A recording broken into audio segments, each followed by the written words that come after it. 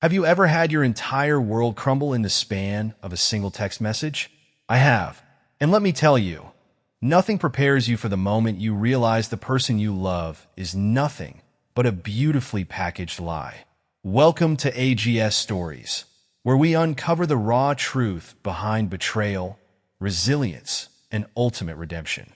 If you've ever faced deception, if you've ever had to rebuild from the ashes of someone else's lies, this story is for you.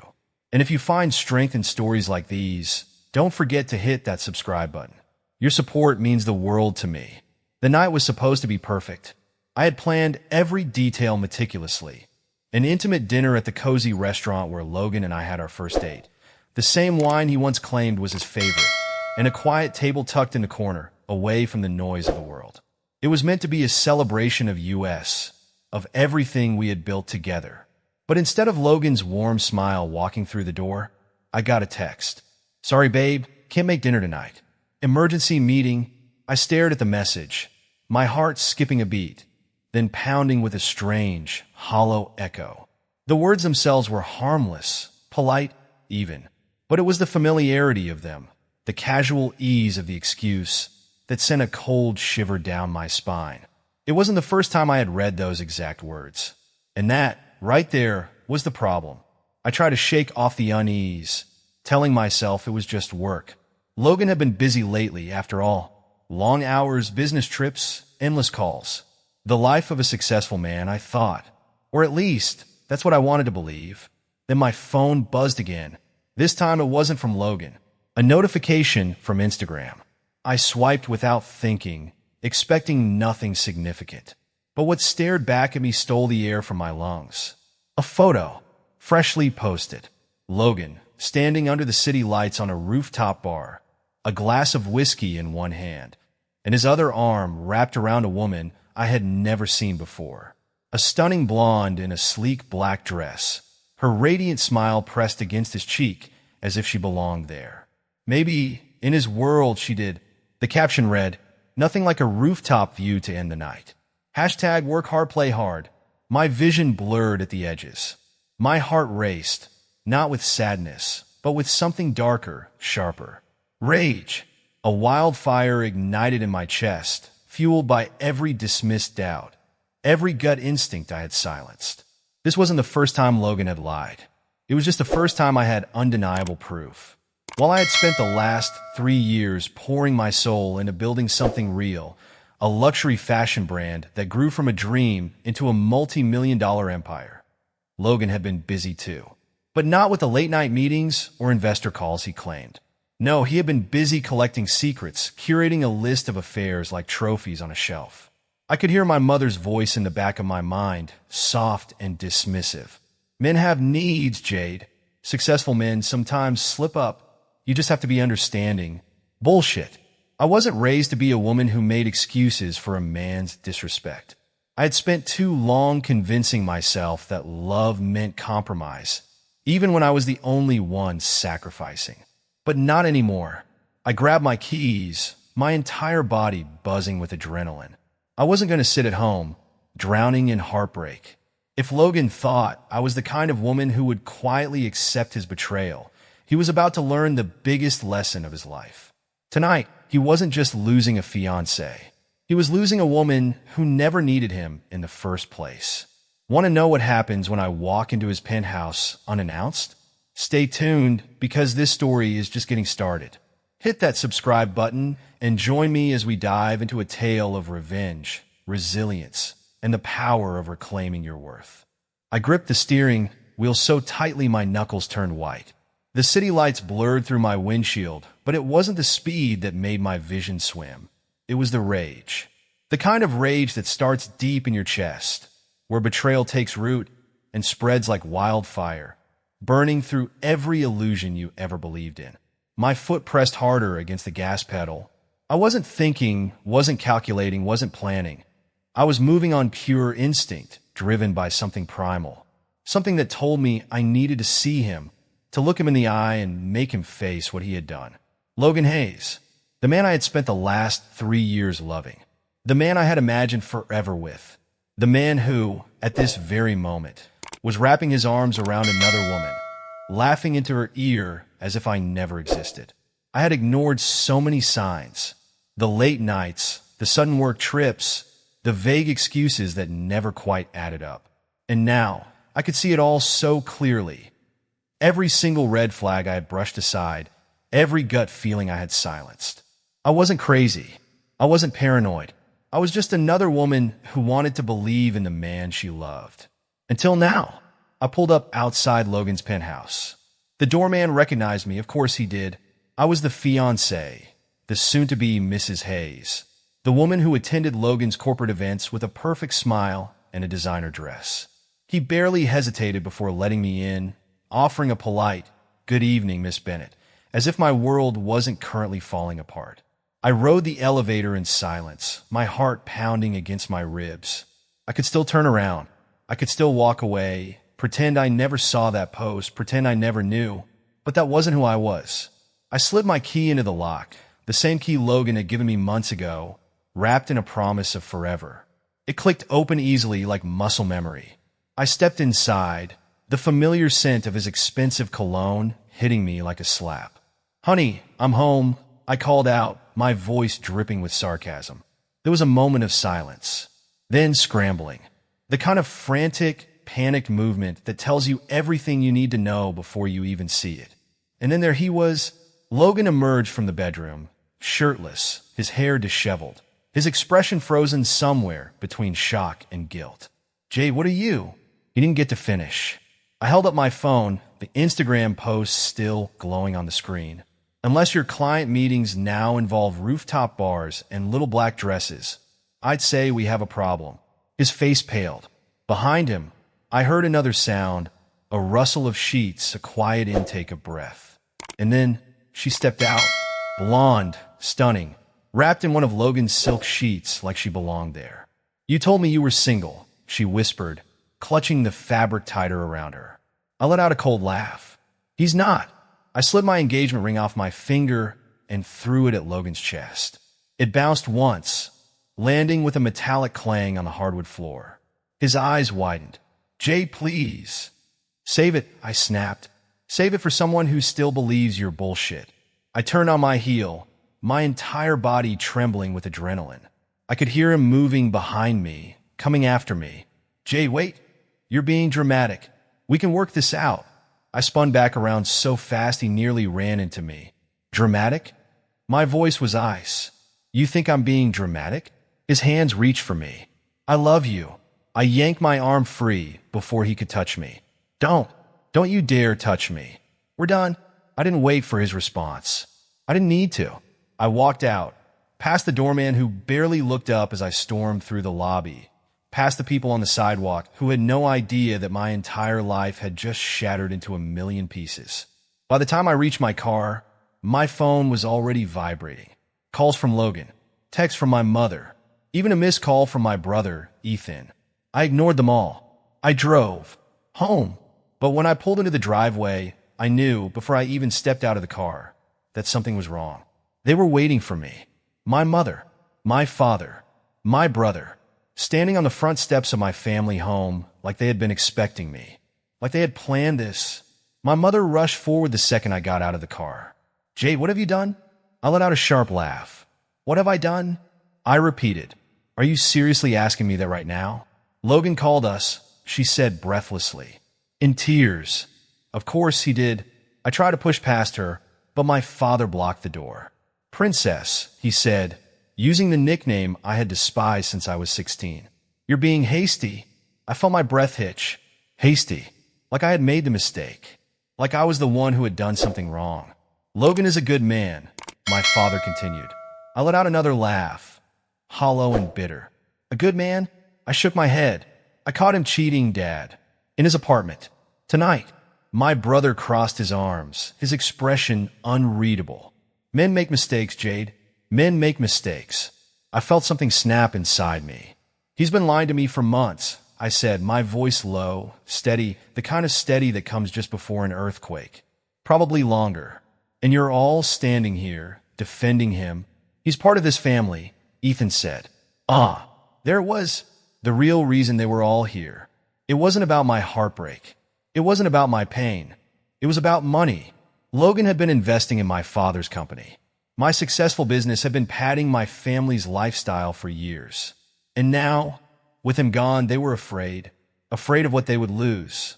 I swallowed back the bile, rising in my throat. I can't believe this. My mother wrung her hands.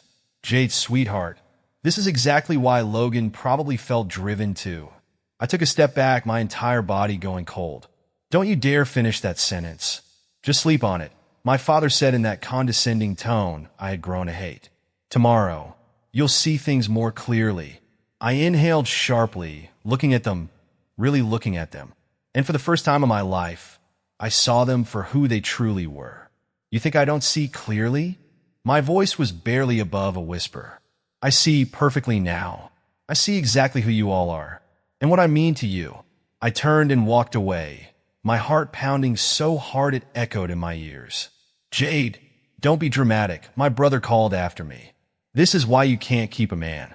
You're too emotional, too focused on your little online shop instead of...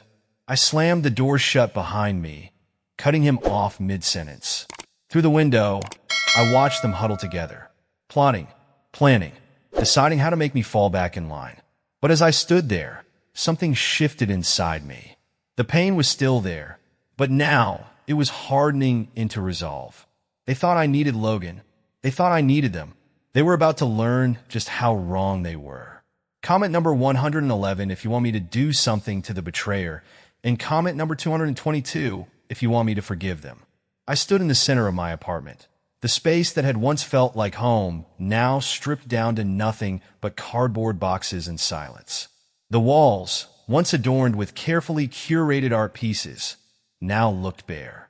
The furniture, hand-picked over the years, was either sold or waiting for movers. It was unsettling, seeing my life packed away like an afterthought, but at the same time, liberating. This was no longer my home. New York was no longer my home. I had spent years building something here. A business from nothing, a reputation carved out of sleepless nights and tireless ambition, a life I thought was solid, stable. But in just a matter of days, I had torn it all down, brick by brick, with the same ruthlessness that had been used against me. I picked up my phone and scrolled through my emails, my eyes locking onto the one from my business broker. Final sale documents attached. Sign and return by end of day. I hesitated for only a moment, then clicked open the document. I skimmed through the legal jargon, my lawyer's notes, the final breakdown of numbers. The sale was clean, profitable. It was the kind of deal most people would kill for. I signed my name at the bottom and hit send. It was done. I had just sold the multi-million-dollar empire I had built from the ground up, and I didn't regret it for a second. If they wanted Logan so badly, they could have him. They wanted to keep him in the family? Fine. Let them see what they lost when they chose a liar over me. Because now I was no longer their safety net. I grabbed the last box near the door, my fingers grazing the edge of a framed photograph half buried beneath the packing material. I pulled it out. It was a picture from last Christmas, me, Logan, my family. The perfect, polished image of a successful couple, a happy daughter, a family that seemed whole. Looking at it now, I realized just how fake it all was. With one swift motion, I tossed it into the trash. By the time the movers arrived, I was already on a plane, watching the New York skyline disappear below me. Los Angeles greeted me with sunshine and space. For the first time in years, I could breathe. My new apartment wasn't as big as my New York penthouse, but it was mine. Sleek floor-to-ceiling windows overlooked the city, the skyline stretching out in endless opportunity. This wasn't just a new city. It was a new life. No Logan. No family breathing down my neck. No one expecting me to be the perfect, reliable woman they could manipulate for their own benefit. The first few days passed in a blur. New furniture, new routines, new freedom. But despite the sense of control I had reclaimed, one thing still gnawed at me. What now? I had walked away from everything I knew, but I wasn't the type to sit around and let life happen to me. I had built one empire. Why couldn't I build another? That's how I found myself sitting across from Celeste Morgan, one of the most powerful women in venture capital, a woman who only backed women-led startups and refused to apologize for it. Celeste studied me over the rim of her coffee cup, her dark eyes sharp, calculating. So let me get this straight, she said. You built a multi-million-dollar business from nothing, sold it for a fortune, and now, instead of retiring on a yacht somewhere, you want to jump into investing? I leaned back in my chair. I don't believe in retirement. Celeste smirked. Good answer. But investing isn't the same as building. You're playing with other people's futures now. Are you ready for that? I met her gaze without hesitation. I built my company without a single person betting on me. I know exactly how much it takes, and I know what it means to be overlooked. I don't want to just invest money. I want to invest in women like me. The ones everyone doubts. The ones they tell to stay in their lane. Celeste nodded slowly, as if she had been waiting for me to say exactly that. I like your fire, she said, setting her cup down. But fire alone won't make you a great investor. You need strategy. You need patience. You need to know when to take risks and when to walk away. She leaned forward, her voice lowering. You built something once. Can you help someone else build? A challenge. I had never backed down from a challenge in my life. Try me, I said. Celeste smiled. All right, Bennett. Let's see what you've got. The next few weeks tested me in ways I hadn't expected. I sat through pitch meetings, analyzed financials, learned the ugly side of investing. The risk, the failures, the numbers that didn't always add up. Celeste pushed me harder than anyone ever had. Don't just look at the product, she told me. Look at the founder. Are they adaptable? Are they obsessed with their idea? Do they have what it takes to keep going even when the funding dries up? It was exhausting, frustrating, but it was addictive.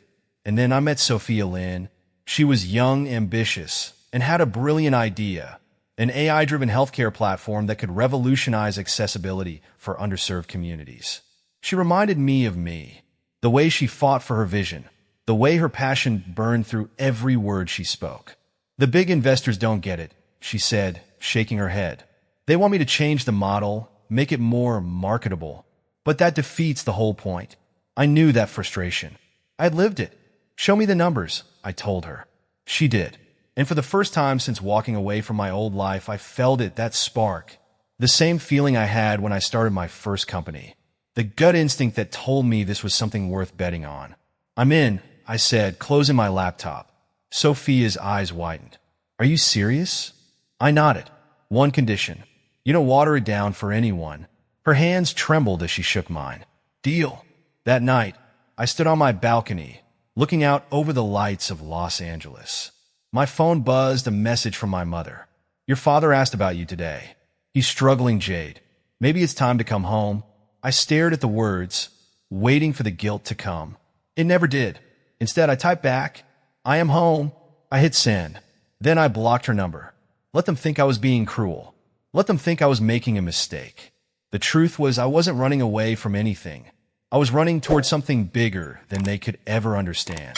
If you agree with my decision, comment 333. If you have a different solution, let me know below. I want to hear your thoughts. Success is a strange thing. It doesn't always feel the way you expect it to. It isn't always loud or flashy. Sometimes it's just the quiet realization that you no longer care about the things that once consumed you. That the people who once held power over you don't anymore. That's how I knew I had truly moved on. It wasn't when the first investment I made doubled in value. It wasn't when I saw my name in Forbes, listed as one of the fastest rising women in venture capital. It was when I woke up, checked my phone, and saw another desperate message from my mother. This time, not even pretending to care about me, just about what I could do for them, and I didn't feel anything at all. Jade, Logan pulled out his investments. Your father's company is struggling. We need your help. Not how are you. Not we miss you. Not we're sorry. Just we need you for your money. I set my phone down and took a sip of coffee, staring out at the Los Angeles skyline. There was a time when that message would have ruined me. Now, it just confirmed what I already knew. They had never loved me. Not the way a family should. They had loved what I could give them. And the second I stopped giving, I had become disposable.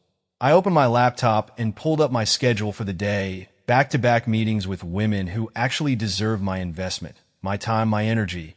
Because here's the thing about being underestimated your whole life. It teaches you how to see value where others don't. The women I invested in weren't the ones who had the most connections or the easiest path to success. They were the ones who had been told no 1,000 times and still kept going. The ones who reminded me of myself. It had been 6 months since I left New York. 6 months since I last saw Logan, my family, or any trace of my old life. I didn't think about them. I didn't check their social media. I didn't wonder if they missed me, because I already knew the answer. But then, one day, I was walking into a conference, an exclusive networking event for investors and founders. When I heard my name, I turned, and there he was, Logan, dressed in a suit that was just slightly less expensive than the ones he used to wear. His tie loosened like he wanted to look casual, but had actually spent 20 minutes trying to perfect the effect. The same smirk, the same confidence. Only this time, I could see the cracks. "Jade," he said, stepping closer. "I've been trying to reach you." I tilted my head, pretending to think. "Oh, I must have blocked your number." A flicker of irritation crossed his face before he smoothed it away. "We should talk?" I let out a short laugh. "About what?" He hesitated. "Your father's company." And there it was. Not "I miss you." Not "I made a mistake." Not even "I'm sorry." Just business. I shook my head, almost amused. "Let me guess. You thought I'd be struggling without you. That I'd be waiting for an opportunity to come crawling back. And now that you've realized I'm doing better than ever, you want a favor." His jaw tightened. "Jade, your family is—" "My family?" I interrupted. "You mean the people who stood there and defended you when you cheated on me? The ones who told me I was being too emotional while I was pulling a knife out of my back?" Logan had the audacity to sigh, like I was being difficult. "Look, I know things ended badly between us." "Ended badly?" I repeated. "You mean when I caught you in bed with another woman? Or when my own family tried to gaslight me into forgiving you for the sake of their bank accounts?" I smiled, sharp and cold. "Yeah, Logan, that was real messy. Almost as messy as watching your company fall apart without my name attached to it." His eyes darkened. "Bullseye. You think you're so much better than the rest of us now," he muttered. I stepped closer, lowering my voice just enough so that he had to lean in. "I don't think I am, Logan.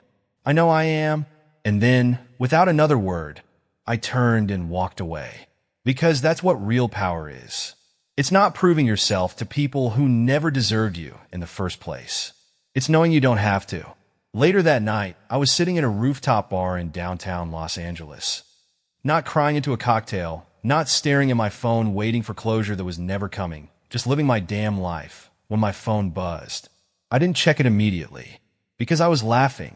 Because I was surrounded by women who actually supported me. Because I was happy. But eventually, I glanced at the screen. A message. From Ethan. "We lost everything. Dad's company is filing for bankruptcy. Mom is devastated. Hope you're happy." I let out a slow breath. I wasn't happy about it.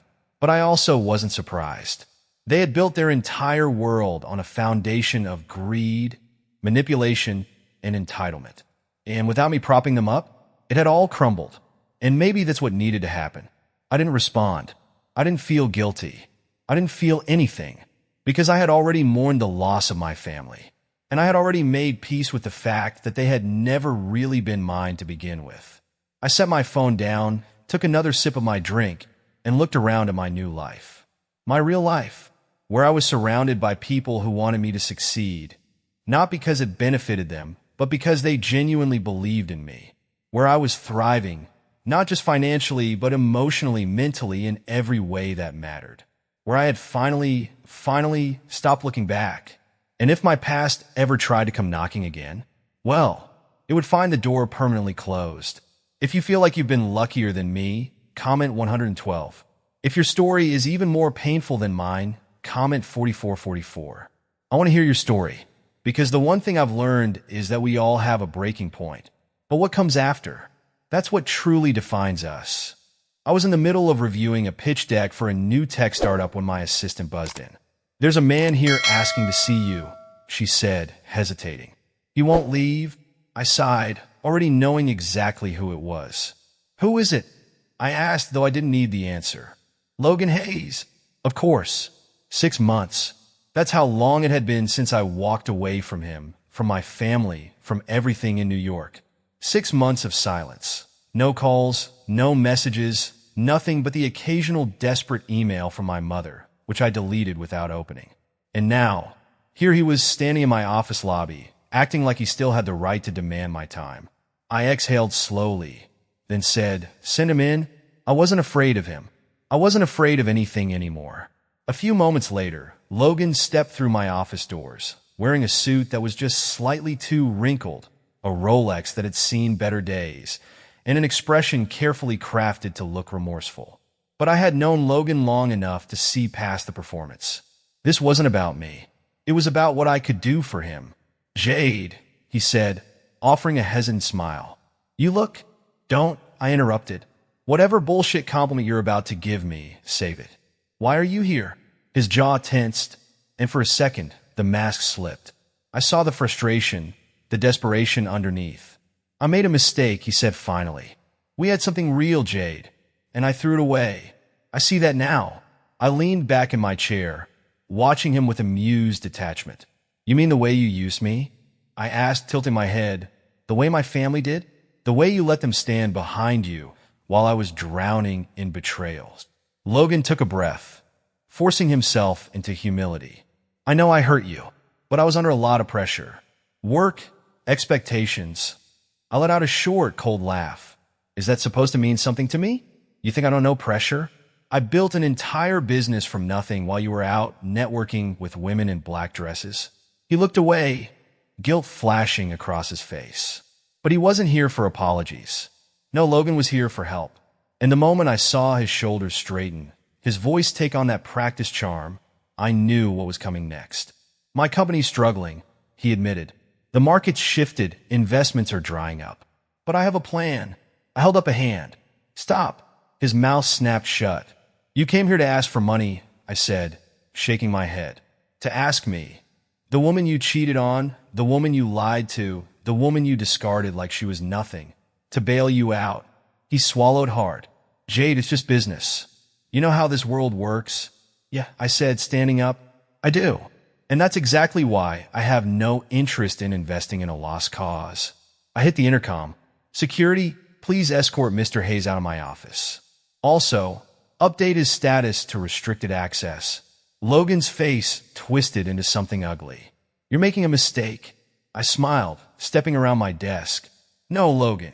The mistake was ever believing you were worth my time in the first place." Security arrived a moment later, flanking him on both sides. He tried one last time, turning back to me as they let him out. "You'll regret this," he snapped. "You think these people really care about you? You think you're so untouchable?" I shrugged. "I don't think. I know." And with that, he was gone. I should have known Logan wouldn't be the last ghost from my past to show up. 3 days later, my assistant buzzed in again. "There's someone else here to see you. Unless it's Beyoncé." "I'm not interested," I said, barely glancing up from my laptop. "It's your brother." I went still. "Ethan." I exhaled sharply, then said, "Fine. Send him in." When he walked in, I barely recognized him. He looked smaller, like the weight of the world had finally crushed him. I didn't say anything, just waited. He hesitated, then sighed. "Dad's in the hospital." I didn't react, didn't flinch. "Stress-induced heart attack," Ethan continued. "It's bad, Jade. He's asking for you." I let out a slow breath. "So you came all the way here to what? Guilt trip me? You think I'm here to manipulate you?" He snapped. "Yes," I said flatly. Ethan exhaled sharply, rubbing his temples. "Look, I know you hate us. I know you think we abandoned you." "You did abandon me," I interrupted. "The second you stood by Logan's side instead of mine. The second you made it clear I was only valuable to you as long as I was benefiting you financially." Ethan's mouth tightened. "You think I wanted to take his side? You think I had a choice?" "You always had a choice," I said. "You just didn't like the cost." Silence. Then, finally, "Dad's company is finished," Ethan admitted. "The bankruptcy is official. The house is gone. Mom's falling apart. And Dad," he ran a hand through his hair. "I don't know how much longer he has." I watched him carefully. I didn't feel anger anymore. I didn't feel pain. I just felt done. "I'm sorry for Dad," I said finally. "Truly, but that doesn't change anything." Ethan's eyes flashed.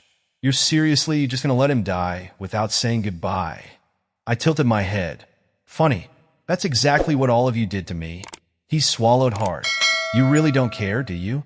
I sighed. I care that you're only here now because you've run out of options. Ethan exhaled, defeated.